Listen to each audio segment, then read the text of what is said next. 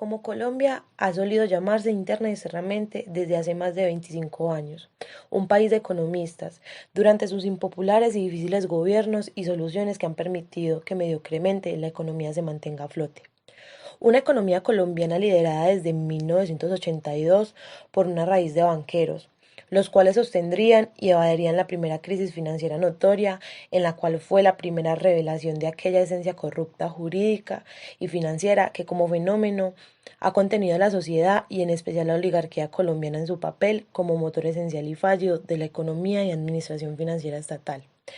Como aquel fraudulento caso de Jaime Milches en Uribe, posicionado en la época de 1983 como uno de los principales banqueros colombianos, liderando aún así un escándalo por favorecimiento del gobierno de Alfonso López Pumarejo al conglomerado ante la aseguradora Gran Colombiana de Crédito S.A., donde se hacía autopréstamos cuando se establecía en la norma que estaba estrictamente prohibido, seguido de operaciones especulativas usando de garantía propiedades falsas, ya que el cumplimiento estricto de estos decretos obligaría a múltiples entidades para ajustarse al espíritu de la ley.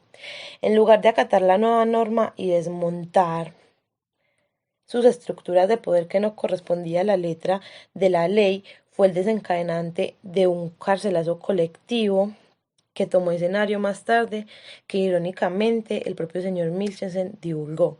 Posteriormente se desvaneció gradualmente la opulencia en la que se sumergía aquel banquero que huyó al extranjero moldeando y dejando una máscara al antojo económico privado, alimentando más el capitalismo salvaje de los años 70, pero dando cada vez más papel al deterioro de la apreciación jurídica colombiana, más deterioro a esa tan hablada emancipación de una política pobre que permitió el desencadenante de una línea de crisis económica.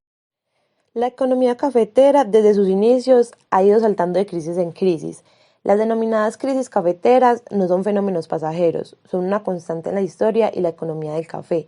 A lo largo de la historia hemos visto cómo los cambios en los precios del café la mayor parte del tiempo han sido hacia la baja y con unas pocas alzas que han durado cortos periodos de tiempo y se han conocido como las bonanzas cafeteras. Con esto empieza la crisis del café, con el fin del pacto cafetero, el inicio de un escenario permanente de crisis en los precios del café. El 3 de julio de 1989, los representantes de los países que conformaban la Asociación Interamericana de Contadores se reunieron en Londres en la sede de la Organización Internacional Cafetera. Los productores no querían vivir una nueva crisis cafetera y pujaban por renovar el pacto de cuotas para mantener regulado el precio del café, tal como lo habían logrado por casi 3 décadas. Pero los representantes de los países consumidores querían terminarlo para que el café quedara de nuevo en un sistema de libre comercio. Esto les permitiría acaparar inventarios y presionar los precios del café a la baja. Estados Unidos lideró la campaña. Primero promueve el pacto y luego lo destruye, todo de acuerdo a sus propios intereses. Y logró poner de su lado a varios países europeos, entre ellos Alemania y a los países centroamericanos. Los centroamericanos se dejaron convencer con el argumento de que en adelante sería más importante la calidad del café que el volumen exportable para obtener buenos precios. Grave error. En la votación ganaron los detractores y el pacto de cuotas que había estado vigente desde 1962 llegó a su fin, trayendo un trágico desenlace y un escenario de crisis permanente para todos los productores de café alrededor del mundo. Crisis del agro. La denominada crisis agrícola no fue generalizada, sino que se concentró en los cultivos importables.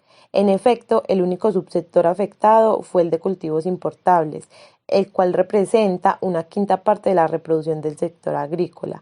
La revaluación, la caída de los precios internacionales y los cambios en los niveles de protección fueron los factores macroeconómicos fundamentales para explicar dicha crisis. Crisis de la casa en el aire.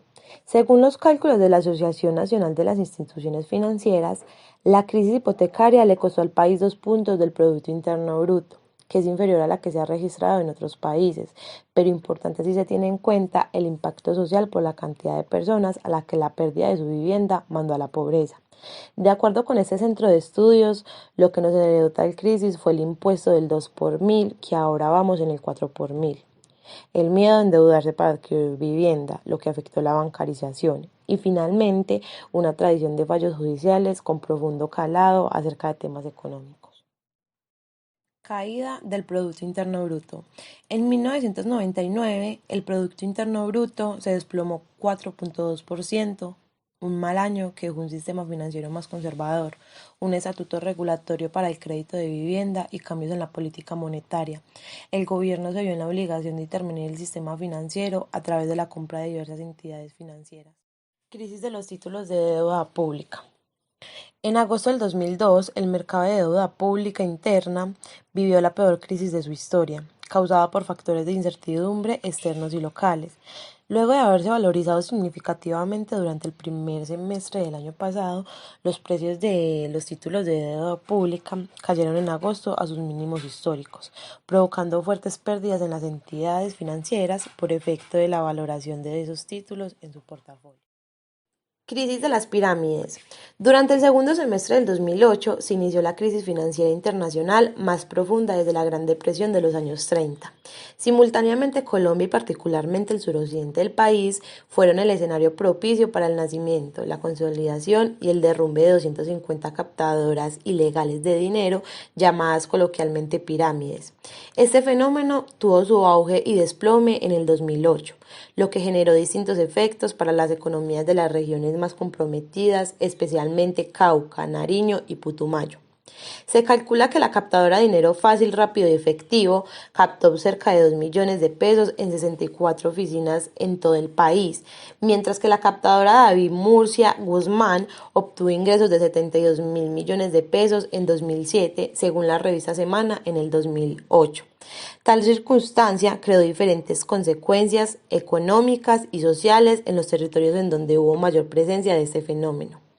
De una parte, en los momentos de más auge de las pirámides, la economía local y regional mantenía liquidez permanente para sostener el consumo, y de otra, el desplome causó efectos graves que profundizaron la desaceleración económica producto de la crisis financiera mundial. Crisis de Interbolsa. El desplome de la empresa Interbolsa conllevó a que su acción perdiera el 30% de su valor en la Bolsa de Valores de Colombia y la de Fabricato se estancara en 35 pesos por acción.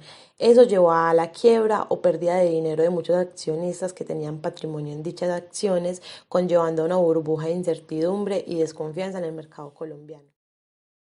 Caída de precios a nivel internacional del crudo. La caída de los precios del crudo a nivel internacional fue bien controlada por Ecopetrol a través de medidas muy fuertes en recorte de gastos, lo cual a su vez produjo una crisis social en la zona de los llanos orientales. Y por último podemos tomar el COVID-19. Pues en el caso colombiano a la pandemia y por su causa se sumó la pronunciada caída del precio del petróleo, nuestro principal producto de exportación y principal proveedor de recursos para el fisco nacional a través de los impuestos y los dividendos de Ecopetrol y para los fiscos regionales a través de las regalías, de tal manera que se combinan un desequilibrio externo y uno interno.